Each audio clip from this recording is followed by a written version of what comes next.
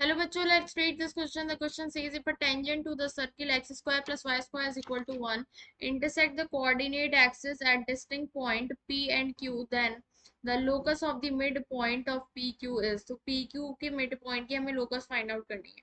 यहाँ मैं की concept लिख लेती हूँ इस question का कि हमारे पास अगर स्टैंडर्ड इक्वेशन ऑफ सर्किल हो जैसे कि x square plus y square is equal to are square, ये स्टैंडर्ड इक्वेशन ऑफ सर्किल होती है. ये सर्किल जो है सेंटर इस सर्किल का 0,0 होता है और रेडियस इसकी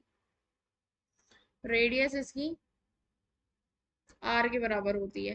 ठीक है, तो यहाँ पर इस सर्कल के लिए हम इक्वेशन ऑफ टेंजेंट निकालें. Equation of tangent at x1 y1 पर क्या होती है वो equation of tangent x1 plus y1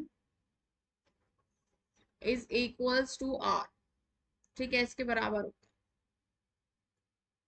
है is equals to under root of R. ये is equal to are square के बराबर होता है. ठीक है, तो यहाँ पर हमारे पास क्या है ये. अब हमारे पास यहाँ क्वेश्चन में गिवन है कि x square plus y square is equals to 1 है. ठीक है, तो और ये सर्कल जो है वो उसकी जो एक टेंजेंट है वो कोऑर्डिनेट एक्सिस को टच कर रही है. हमें पहले यहाँ पर सर्कल बना लेते हैं.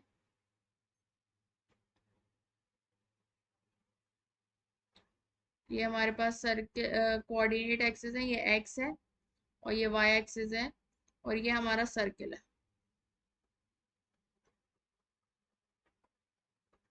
ठीक है, ये हमारा सर्कल है.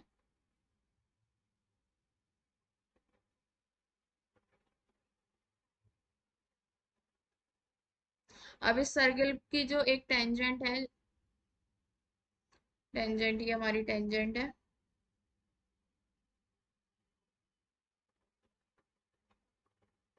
ठीक है, ये हमारी टेंजेंट है पी क्यू. वो एक एक्सिस को पी पर टच कर रही है और एक एक्सिस को क्यू पर टच कर रही है. और मैं ये कह देती हूँ ये सर्कल को टच कर रही है. लेट ये पॉइंट हो गया आर, सर्कल को आर पर टच कर रही है. तो अब यहाँ पर हमारे पास क्या है कि अगर मैं मान लूँ कि इसके आर के कोऑर्डिनेट्स क्या हैं, आर पॉइंट का हम एक वो निकालते हैं. सबसे पहले इसकी इक्वेशन निकालते हैं कि equation of tangent at x1 comma y1 क्या होगी वो होगी x1 plus y1 is equal to 1 के बराबर. तो मैं अगर मान लूं कि r के जो कोऑर्डिनेट्स हैं वो क्या होंगे, पैरामेट्रिक कोऑर्डिनेट्स. लेट r का जो कोऑर्डिनेट होंगे वो होंगे a cos theta comma a sin theta. ठीक है, और a क्या होती है, a हमारी रेडियस होती है. तो यहाँ पर इस इक्वेशन से ही हमारे पास सर्कल की इक्वेशन है, तो यहाँ से रेडियस जो है वो 1 के बराबर आ रही है. तो मतलब आर के जो कोऑर्डिनेट होंगे वो होंगे cos theta comma sine theta. ठीक है, तो आर के coordinate comma cos theta sine theta है. तो मैं क्या कह देती हूँ, अब यहाँ पर हम इक्वेशन ऑफ टेंजेंट निकालेंगे जो कि आर से टच कर रही है. तो यहाँ पर हम लिख लेते हैं इक्वेशन ऑफ टेंजेंट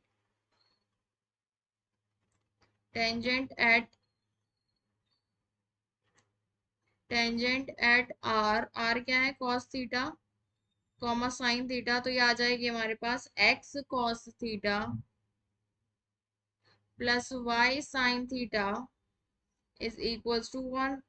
ठीक है, अब यहाँ पर क्या है, एट पॉइंट पी पॉइंट पर y x कोऑर्डिनेट 0 होगा, है ना. x कोऑर्डिनेट 0 होगा तो मैं y कोऑर्डिनेट निकाल लूँ. तो यहाँ पर तो एट पॉइंट p हम निकालते हैं, x कोऑर्डिनेट तो 0 होगा तो y यहाँ पे क्या आ जाएगा, y sine theta is equal to 1. तो y की वैल्यू आ जाएगी cosec थीटा. तो यहाँ पर p के हमारे पास कोऑर्डिनेट आ गए हैं, क्या आ गए p के कोऑर्डिनेट 0 cosec थीटा. ठीक है, अब मैं q पॉइंट पर निकालूं. q पॉइंट पर y की वैल्यू 0 होगी तो x निकाल लेंगे हम. तो यहाँ पर at q y is equal to 0 होगा. तो y इज इक्वल टू 0 होगा तो मतलब x is equal to x cos theta is equal to 1. तो x की वैल्यू आ जाएगी sec थीटा. ठीक है, तो ये मतलब यहाँ क्यू पॉइंट के कोऑर्डिनेट्स क्या हो जाएंगे, क्यू पॉइंट के कोऑर्डिनेट्स हो जाएंगे सेक थीटा कॉमा जीरो। ये हो गया हमारे पास सेक थीटा कॉमा जीरो, और ये हो गया हमारे पास जीरो कॉमा कॉसेक थीटा। अब पी क्यू का मुझे मिड पॉइंट निकालना है ना, पी क्यू का मुझे मिड पॉइंट निकालना है, तो मिड पॉइंट हम निकाल लेते हैं। तो मैं यहाँ मान लेती हूँ कि जैसे कि मिड पॉइंट ये होगा, मिड पॉइंट क्या है, मैं मान लेती हूँ इस पॉइंट को S. Let S be the mid point of, let S be the mid point of P Q. P Q का मिड पॉइंट मैंने निकाल लिया, और इसके कोऑर्डिनेट मैंने मान लिए हैं एस के एच कॉमा के।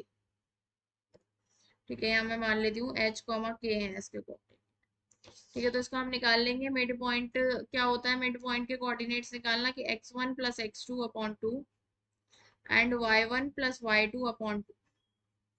ठीक है, ये होता है x1 क्या होता है, ये p, और जैसे कि अगर ये लाइन है p, ये पॉइंट है और ये है पॉइंट q, और इसके कोऑर्डिनेट्स हैं x1 कॉमा y1, और इसके कोऑर्डिनेट्स हैं x2 कॉमा y2। तो यहाँ पर मिड पॉइंट होगा यहाँ पे कहीं s, तो इसके coordinates x1 plus x2 upon 2 ये आएंगे। ठीक है, तो यहाँ पर हम निकाल लेते हैं मिड पॉइंट, क्या आ जाएगा ये हमारे पास आ जाएगा h इज इक्वल्स टू हो जाएगा sec theta upon 2, and k is equal to हो जाएगा कॉसेक थीटा अपॉन 2। ठीक है, तो यहाँ पर s के कोऑर्डिनेट्स क्या हो जाएंगे, s के कोऑर्डिनेट्स हो जाएंगे सेक थीटा अपॉन 2 और कॉमा कॉसेक थीटा अपॉन 2। अब मैं यहाँ क्या करूँ, अगर मैं इन दोनों को स्क्वायरिंग कर दूं, h इज इक्वल टू क्या है, h इज इक्वल टू है सेक थीटा अपॉन 2। इसको मैं h की वैल्यू कॉस थीटा की वैल्यू निकाल लूँ यहाँ से, तो ये 2h is equal to sec theta आएगा, और cos theta is equal to 1/2h आ जाएगा। ठीक है, इसी तरीके से हमारे पास क्या है, k इज इक्वल टू है कॉसेक थीटा अपॉन 2।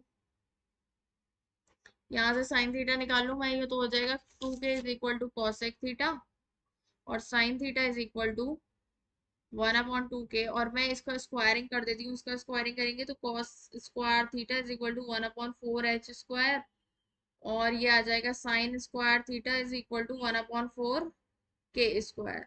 अब मैं इन दोनों को ऐड कर दूं तो ये हो जाएगा cos square theta plus sine square theta is equals to 1/4h square plus 1/4k square. ठीक है, और इसकी वैल्यू किसके बराबर होती है, इसकी वैल्यू हमारी 1 के बराबर होती है, इज इक्वल टू 1/4 मैं ऐसे ले लेती हूँ, 1/h square plus 1/k square, और 4 इधर से आ जाएगा तो ये आ जाएगा 4 is equal to 1/h square plus 1/k square. ठीक है, अब हमें इसका लोकस फाइंड आउट करना है, तो लोकस के लिए हमें क्या करना होता है, h की जगह x और k की जगह y रख देंगे। तो ये आ जाएगा 4 is equal to 1/x square plus 1/y square. इसको मैं एलसीएम ले लूँ तो यहाँ पे आ जाएगा ये x square plus y square, x square into y square, x square plus y square is equal to 4, और यहाँ से आ जाएगी ये x square plus y square minus 4x square y square is equal to 0। ये हमारा क्या आ गया, लोकस आ गया। ठीक है, तो किसका लोकस निकालना है, mid point of P Q. तो ये आ गया locus of mid point of P Q, of P Q का हमारे पास ये लोकस आ गया है। Okay, x square plus y square minus x square minus 4x square y square. So the final answer is the locus of midpoint of PQ is x square plus y square minus 4x square y square is equal to 0. Option 3 is correct. Hope you understood it well. Best of luck. Thank you.